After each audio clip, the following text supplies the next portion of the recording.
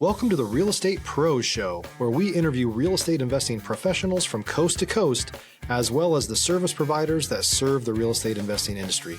Our goal is simple: share what's working now to help you improve and scale your business to the next level and meet the pros that can help you get there. Real Estate Pros is powered by Investor Fuel, America's leader in helping real estate investors and professionals build the business you need to live the life you've always dreamed of. Let's start today's show. Property insurance for real estate investors doesn't have to be difficult, but it does need to be there to protect you when you need it. MyInvestorInsurance.com not only provides insurance at 15 to 30% cheaper than traditional agencies, it's built specifically for real estate investors like you. You can set up an account in about 2 minutes, get quotes on properties, turn on and turn off insurance for your fix and flip or rental properties in around 2 minutes without having to talk to anyone directly, all through our portal. There's no better way or faster way to make sure you've got the coverage you need to protect you, and no more lengthy policies either. Once you're set up, you're billed monthly and prorated by the day for however long your policy is active. It's powered by MSI, the third largest independent MGA, with 1.5 million customers and more than $1 billion in cumulative premiums written. Get set up today in about 2 minutes at myinvestorinsurance.com/fuel.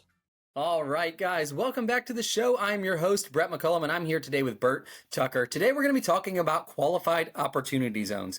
Before we do, guys, at Investor Fuel, we help real estate investors, service providers, and real estate entrepreneurs to 5X their businesses to allow them to build the businesses they've always wanted and live the lives they've always dreamed of. Without further ado, Bert, how are you, man? Great. Thanks for having me today. Glad to be Man, here. I'm excited to have you, dude. This is great. I got to know you a little bit before the show, and I think your story's awesome, and I cannot wait for everybody to hear it. I want to let you tell the story. So if you don't mind, can you do me a favor? Rewind, back up a bit, give us some context, some history. Who is Bert Tucker? Well, I grew up in Salem, about 30 minutes north of Boston. Went and played college football for a year, and then took out a student loan at 11.5% and said, probably don't need to go in this direction with a phys ed. And long story short, ended up at University of Texas because in 1990 it was $26 a credit hour for in-state tuition. Wow. So I was there 3 days later. Was a pre-med biology major and was actually living in a 2-door Mercury Topaz, paying my way through school, and that got a little difficult, a little hard at times. But then my girlfriend at the time told my old man, who had packed up and moved when I graduated, because I had 3 older sisters. I was the youngest. He moved to a small town in rural Maine, and his response was, "Hey, Peckerhead, I know I wasn't the best, but why don't you move up here? You can stay here, finish school, and just get your degree." So I took 84 credits in 2 years, coached high school football and basketball, and then fell into a college basketball job at $2,500 for that first season. And just kind of took it from there. Went to Western Kentucky, University of Georgia. And when recruiting a kid and dealing with his handler, which is funny with now what we're dealing with in college sports, Yep. This one handler wanted $40,000 just to have access to talk to this one player. And I said, this is This was when? This was 2003, summer of 2000. And so just decided to get out. Everything that's happening in college sports now, I saw this coming 20 years ago. Sure. So I was out like the fat kid in dodgeball, and started a business training kids in basketball. It was primarily like 5th grade through high school. And then we were cannibalized by our own success, where the manipulative, suburban, controlling dad started stealing and copying the business and paying off local high school coaches. So as I saw that bell curve starting, I got into real estate and just started buying the cheapest houses in a great zip code in Cumming, Georgia, 40 miles north of downtown Atlanta, and stayed in basketball long enough to pay off those properties and just sort of figured it out, got them paid off. So I had 5 of those, no mortgages, just bring the rentals in. And a couple of years later, took out a HELOC to purchase my next door neighbor's house on Lake Lanier in Cumming, Georgia. So he came over, wanted $400,000 for his house. Stop living on an island and join the #1 mastermind in America for professional real estate investors. Investor Fuel is a community of hundreds of the nation's top investors working together to build stronger businesses and better lives. In addition to the amazing community of real estate investors acting as a board of advisors for one another, Investor Fuel members have access to 100% funding on purchase and repairs for our members only, a health insurance program, and benefits and discounts that more than pays for the membership of most of our members, meaning it's actually costing you money to not be a member of Investor Fuel. If you're looking to scale your business and build a business that allows you to live the life of your dreams, please visit investorfuel.com today and book a call with our team. I took out a HELOC, bought his house cash, put it on Facebook Marketplace for $300,000 more than what I just paid for it. And 2 weekends later, I had a guy who was actually a friend of mine hit me up and bought it. So took the proceeds from that after researching. Wasn't real attractive with 1031 exchange because you have to put your initial principal, which was my HELOC essentially, Right. and the capital gains into the next deal. And I didn't want to do that.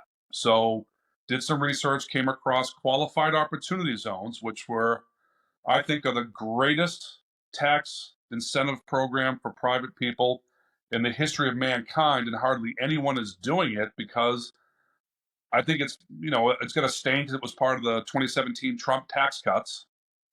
And basically, there are 8,000 plus recognized zones across America in all 50 states, and they are economically underdeveloped areas.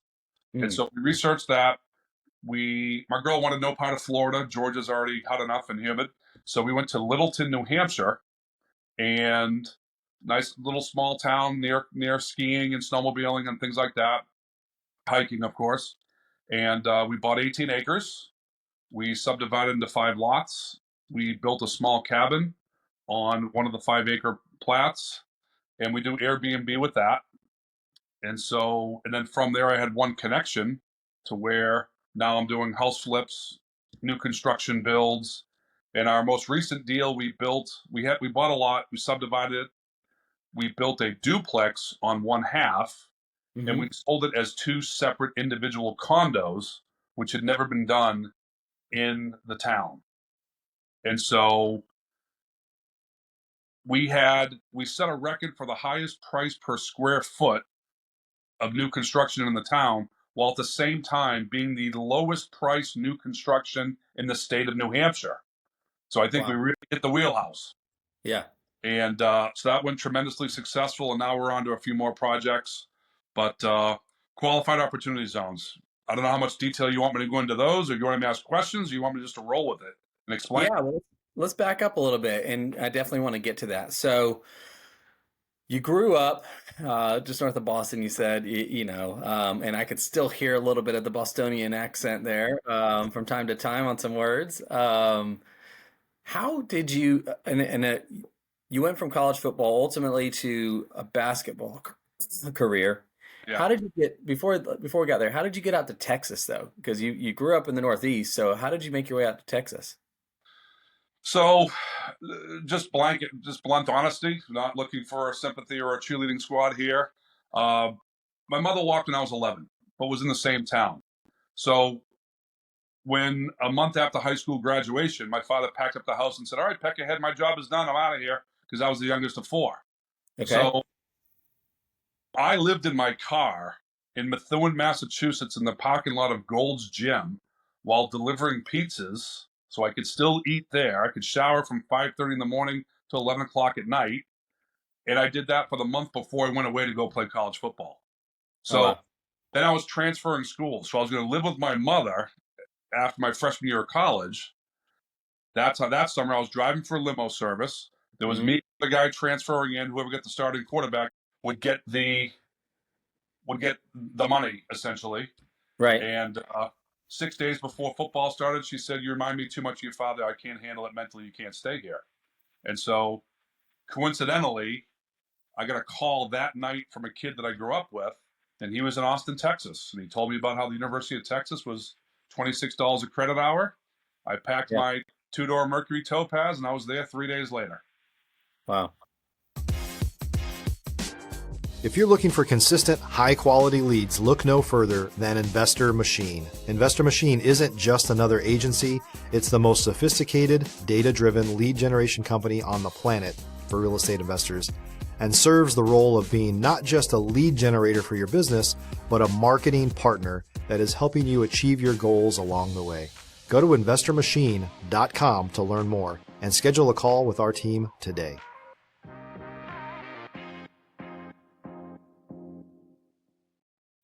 Got there at 2:00 on a Wednesday, had a job by 5:00, waiting tables at a Chinese restaurant. There you go. Yeah. Wow. And so everyone's got a story. Everyone has hardships. But I believe and I teach attitude, effort, accountability, and performance are the four things that will really dictate one's life. And you're always going to be thrown a curveball, and you've got to be able to just, make chicken salad out of chicken poop. And the people that can do that, again and again, are super successful. It's a simple recipe. Yeah, I have albeit not quite the same. I love that you said I'm not looking for sympathy and all that. Like, I can relate though. I've lived in a car. My parents, long story short, it's a long story. Won't get into all of it right now. But I mean, my dad, my brother, and I for 6 months in a car with our dog. I have an older adopted brother that found out that we were living in. I was 15, by the way, so you're old enough at 15 to know that this isn't normal. And yeah, I mean, I know what it feels like to wake up and get to the gym before everybody else gets there because they just opened the door so you could shower and get ready for school, and do it all over again, and yeah, it's tough, and the feeling of, we don't have to go super deep into this side of it, but like when parents, nobody can hurt you like your own parents and family, and lived that, seen that from both of my parents for that matter side of it. And it's a tough journey, but I do believe that at the same time, like as hard as that is, and it is real. I mean, it's absolutely real. It's a tough thing for psychologically to go through. But I also look back on it and I see that in your face. It's like, you know what? The thing that was meant to break me shapes me into who I am. And I get to be a blessing to all these kids that you've been able to mentor and be a part of their lives. And as a coach, I mean, what a responsibility and a blessing you have to be that steady presence in their life. Yeah, it's kind of like Lieutenant Dan on the top of the mast during the hurricane, screaming at God, "Is this all you got? Is this the best you have?" Yeah. It's unbreakable. And, every day is a blessing. And, not to get too, Dr. Phil-ish, but that you take that as a gift to then be able to relate it to others. That's right. My life mantra is you don't punish kids for the sins of adults, right? So kids are the ones that really, don't, again, I don't believe people deserve things. You have to earn things, but there's certain things that kids go through that they certainly do not deserve. Sure. But like the old Will Smith video, it may not be your fault, but it's your responsibility. That's right. And I'll be honest with you, I went through a season, Bert, where, in my younger adult years, where I blamed everybody. I blamed my parents. I blamed. For a second. What's that? These are all the things we're talking about right now are little mini lectures that I've done for the last 25 years. Yeah. Okay. And this one is blaming others, making excuses, and rationalizing one's mediocrity is the absolute loser's mantra. When you are stuck in that mindset, you could have all the money, best resources, best environment, everything. You will not get out of that hole with that phony victimization mindset. Yep. And unfortunately, right now, it started off as a narrative in our society, and now it's become an industry. Sure. Yeah, that's not. Yeah, I think that's. It took me, 10 years of my adult life to figure out some stuff, and then for a good chunk now, another 10 years, give or take. It's been a different story, but like If you're a new or newer real estate investor looking to launch or grow your real estate investing business, please check out Investor Fuel Club. It's a coaching community, but unlike anything you've ever seen before. And you can actually partner with members of our mastermind from coast to coast on deals right in your market. There's no better opportunity to build a consistent business than to literally partner with pros to help you avoid costly mistakes, avoid the need for capital to do deals, and help you eliminate your fears as you're starting your business. Learn more about Investor Fuel Club at investorfuel.com/club. I blamed everything. Call my brother up, right now, he would be the same way. Like, I blamed everything. We went through some bad things, and you hit the nail on the head, by the way. Kids don't deserve that, but it is our responsibility to respond. We have 4 kids, my wife and I, and Congrats. Bert, check this. I kid you not, my oldest is 11, okay? And he's at that age, and my daughter, she's 8. She's at this age where they're starting to like push back more, Test you. Yeah. And they'll get mad, but she said this, but he did this. And if you push them right now and you ask them, and you say, what do I say? I'll say, response what? And they'll say, response matters. It's not what you say, it's how you say it. And it's your response to the situation is what matters. And that's ultimate accountability. 100%. Even if you are triggered by something else, which I never heard the word triggered until about 4 or 5 years ago. Yeah. Now it's a very common in our vernacular. You still have to take ownership over your response. Yeah. It's the response. It's how responding versus reacting. Exactly. Yeah. So, all right. You mentioned too, like you kind of hit a lot of things, pretty quickly. So I don't want to just kind of look over them too quickly here. You did a little bit of semi-pro football. How long was that? Was that one season, or how long did you? Yeah, one season. It was a expansion team right outside of Boston, and it was like the Replacements, very similar. I love it. I drove from Austin, Texas, back to Salem, New Hampshire, in a Plymouth Horizon with no air conditioning, with my buddy and his sister. An old coach found out that I was in town, hit me up before cell phones and social media, hunted me down, and because I, kind of lost my playing career, I had an itch and I wanted to do it. Yeah. So I still keep my residency in Texas, and so I then flew back to Austin, Texas, quit my 2 jobs, packed up my car, and drove right back again, 36 hours. And I literally drove straight through, did not sleep at all, 6 stops to gas up, pee, and food. The whites of my eyes were bloodshot red. Oh, yeah. I drove straight to the field and walked right into the huddle and started throwing passes. Wow. And great experience. So glad I did it.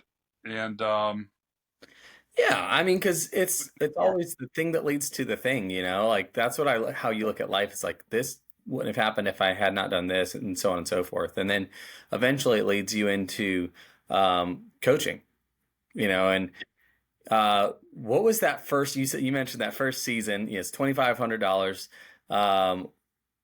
And I know, remember pre-show you kind of touched on, you had 2 jobs lined up. It was the coaching or this other gig that was a lot more lucrative.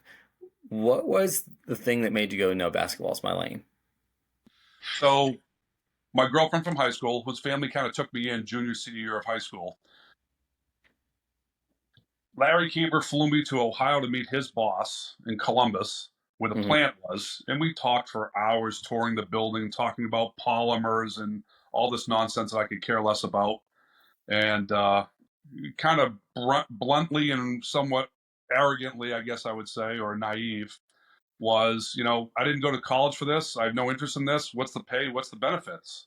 And basically told me that we'll start you out for 6 months, just get your feet wet. Then eventually, if you do well and we think you're going to do fine, we'll put you out in the Northwest selling highway road reflectors and pharmaceutical vials.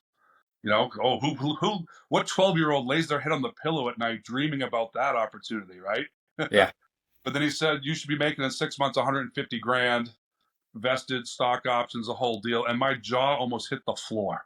And so that night, went to the bar to go, catch an NBA game on TV or something. And I met an old guy sitting there with my ginger ale. And he told me about how he and his wife always wanted to open a flower shop. They never did. And she just recently died of cancer. And like a bolt of lightning, it just hit me. I only have $4,000 of student loan debt on my books right now. If I don't go do this now, I'll always wonder what if. And if someone's willing to offer me 150 grand at 23 years old, I got to believe I can go back and make that money later in life. So as I flew back, I started thinking of all my ways I'm going to negotiate with this head coach at St. Joseph's College on Sebago Lake in Maine and strong arm him into giving me more money than the $2,500 stipend. Well, about 30 seconds into my persuasive argument, he said, listen, I got about 100 guys that want this job. You're the guy I want. If you don't take it now, I'm hanging up on you. So I said, no, it's okay. I'll take the job. And I took the job for $2,500. And I just did every odd job you could find. I stacked wood that fall. I shoveled driveways in the wintertime. I substitute taught at an elementary school and just made it work. That, and I recruited because I could get a value meal and a free tank of gas every time I recruited. So I would do substitute teaching, get out of school like 1:30, 2 o'clock, jump in the car, drive all the way down to New York City, go see a kid play a high school game, turn around, drive all the way back at like 2:30, 3 o'clock in the morning, and then get back up and go to school again at 7 o'clock the next morning. Yeah. But you got to do to get what you want to get. Yeah, for sure. And then that parlays you into, other opportunities. When was your first, eventually you led yourself, you mentioned to in Division I athletics. So when did that happen? How long were you working in the basketball field before you got to those opportunities?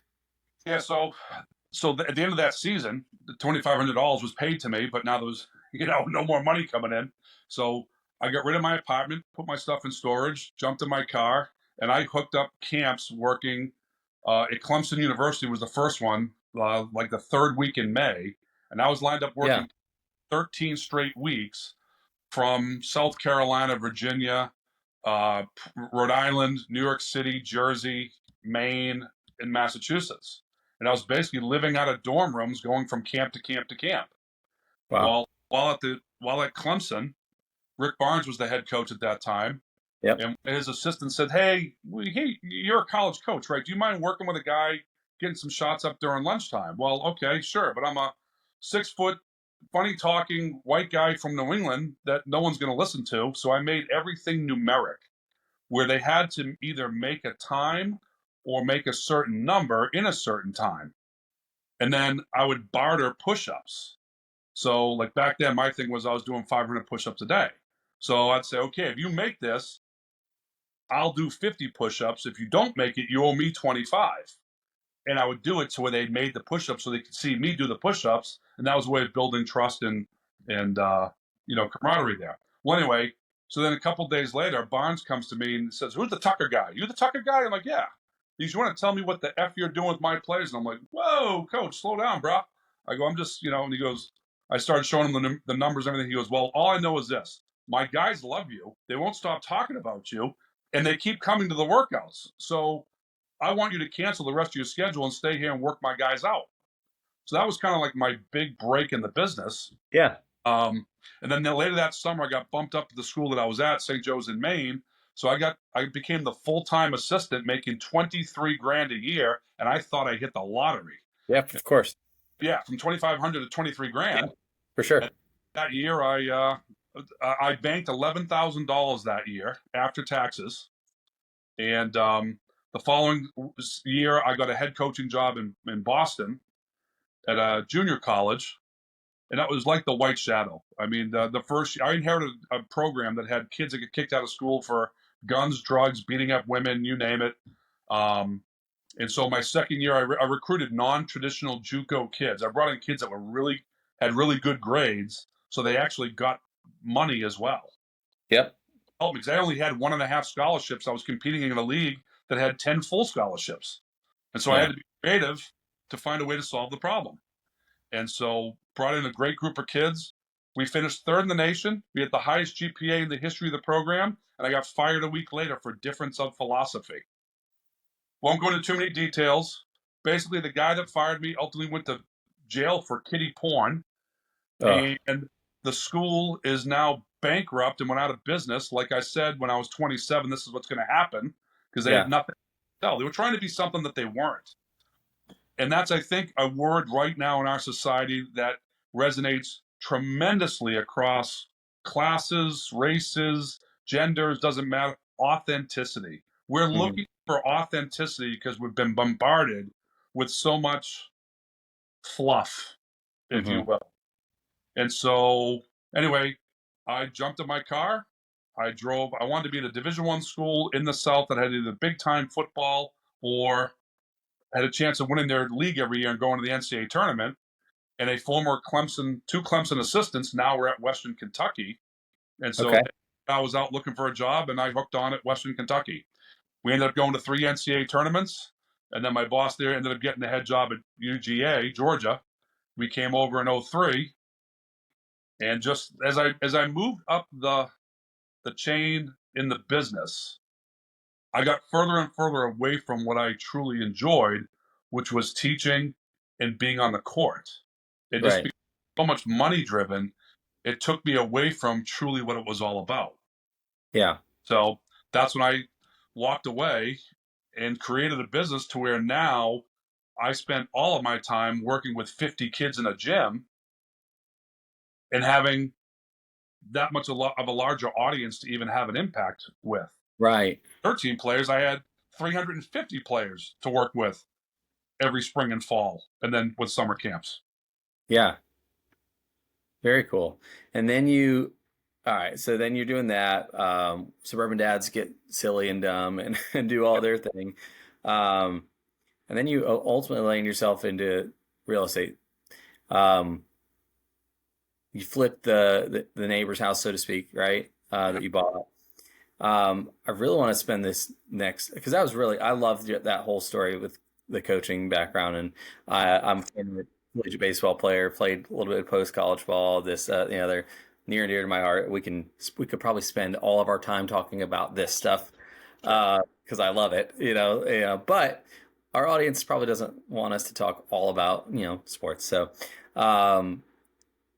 opportunity zones, qualified opportunity zones. Can you go into some high level on that? We'll start with what they are. Like, let's give it a clear definition if you can. Yeah. And then some basic applications of what you can do within it. So as part of the 2017 Trump tax cuts, qualified opportunity zones are underdeveloped economic areas. They could be inner city. They could be very rural. I don't know exactly who determined the zones or the qualifications of the zones within all 50 states, but there are roughly a little over 8,000 of those recognized zones across America. Right. The idea was to take capital gains. Ideally, it was a way to take capital gains from anything. Didn't have to be real estate. Could be gold, silver, could be stocks, could be anything. And you interject that money into real estate, and there were certain qualifications that came with it. So we actually took a small course with a law firm that had we didn't get in until 2022. It started in 2017. So at the time, in 2017, if you could defer your capital gains tax to 2026. So you really had 9 years to defer those. And if you did it in 2017, you would only be taxed at 10%. Wow. I'm sorry, you got 10% off. In 2018, you got 5% off your tax responsibility. Again, it wasn't due until 2026, but they would cut your capital gains tax down, again, to get this program started and get the ball rolling. Okay. The last time I checked, which was last week, $85 billion have been privately invested in these zones since 2017. Mhm. So it's a great opportunity. And so there was an app where you could look at the map, and there were bubbles of where the zones were located, and so we just took a flight up to Boston, drove around northern New Hampshire, and we kind of looked at the opportunities that were in those zones. Right. And so the way it worked out is, if you buy a structure, let's say you buy a property that has a structure, the appraisal on the structure versus the appraisal on the land Right. then have to double the value of the structure over the next 30 months. Okay. Okay. He bought up property for $100,000. $75,000 was devoted to the structure. $25,000 was devoted to the value of the land. You Mm-hmm. have to invest an additional $75,000 over the next 30 months to keep your eligibility in the program. But then here's the kicker: you can't sell anything for 10 years. You have to stay vested for a Right. decade. Right. But at the end of that 10 years, whatever you sold that property for, you would pay zero capital gains from your initial $100,000 that you invested. Wow. Yeah. And so I mean, if you're a buy and hold investor of any kind, and like huge, yeah, massive. Better, let me add this to it. If you buy raw land, all you have to do is invest $1 over the next 30 months to remain qualified. So that Wow. we that game because, do you buy an existing structure? But if you do, you've got to invest that amount of appraised value over those, next 2.5 years. Whereas, so we bought raw land, and then we just built a small little cabin, and we're qualified with it. It's basically a 1-bedroom cabin, and we've had it now for 2 full years since it was completed, and we've done $30,000 a year each year on that one little thing. So it's a great revenue stream. But And so on the land piece, like you can theoretically you buy it and just put $1 on it, and it qualifies at that point. that's it. Yes. That's a nice little move right there, isn't it? Well, think about this. If you literally just put $1 into it, it still even works for someone that wants to flip land. Now you've got to hold on to it though for 10 years. And Yeah. if that value goes up, you still get that benefit. Now, I feel like if you can add more value, you might as well add more value to that land Sure. as the true benefits of the program. Right. That's pretty cool. Yeah, because we don't. I mean, I'll be honest with you, Bert. Not a lot of people are on my show talking about things like this, and certainly not on specifically on opportunity zones. Um, Today's market, 2025, where things are at, where we're going. How does anybody, how do you leverage opportunity zones in today's market? What would you say? Well, listen, I'm just a simple regular dude. So I'm sure there are many other manifestations out there that smarter people than me would be able to figure out. And I also believe in just sort of stay in your lane. Do what you're comfortable with. Do what you have a firm grasp on, or do with what Britney Spears. Oops, I did it again. If you do something that's successful, don't try to deviate too much. Just stick with what you're good at, and that's Yeah. okay. So for me personally, I met one local guy who helped me build my cabin, and he's a jack of all trades. So as soon as we finished the cabin, about a month later, there was a rundown house that I saw on Zillow while walking, doing my 4 miles down here in Georgia. And I called him up and said, listen, I need you to go take a look at this rat trap that's over here on Patriots Drive. And he said, hey, I grew up on Patriots Drive. I know that house. And he called me back a couple hours later and said, yeah, this thing is junk, but he goes, it's a great street. I said, well, anyway, okay, that's good to hear because I think this is a great play. It was a 1950 Sears catalog kit house. It was built with 2x3s framing, okay? And it was a 3-bed, 1-bath with a 1-car garage. We turned the 1-car garage, and I had to fight him on this. He didn't understand how to add bedrooms and bathrooms, and a 4-bed, 2-bath would be exponentially more valuable than just a remodeled 3-bed, 1-bath. And so we set a record with that price. He didn't think we could get $300,000 for the house. We ended up getting $355,000 and did not even have to list it. Mm-hmm. That was from just talking to neighbors. Anyway, from that, he said, "Do you think we could do this again?" And I said, "Bro, you are way too talented to have to work for anybody else." He was a mechanic. He sold all his tools. He sold his lift, everything. And then we did the duplex deal where we bought the land, subdivided, and then built the duplex. Mm-hmm. So it's also partly helping others, right? So I said, "You give me, what's your goal?" He gave me a number. Well, we've gone way beyond that goal in the first year. Yeah. And so it's been a good partnership, but now I've got him to understand the value of these opportunity zones, and we've just got to put some cash in his pocket so he can breathe a little bit, have some security. You and I probably both know that cash in the bank, even though cash is king, you don't want cash in the bank with inflation and so on and so forth. You want it to put it to work. And that's what I'm working on with him right now is let's do the short term. Let's get some cash, but let's start thinking long term so we can get you that number of passive income where you don't have to work, because I'm 54, he's 43, and 5'9", 280, 290, whatever he is, he's gonna have to make that transition pretty soon. Yeah. But there's other I've heard stories out there of people doing nonprofits so they can take money in to then put into the qualified opportunity zones. But again, you've got to wait the 10 years. Yeah, you gotta have some vision. Yeah. Discipline. Yeah, and discipline as well. Yeah. Really good. Man, this has been good, man. I appreciate you doing this, sharing your insight, on that and shedding light on that.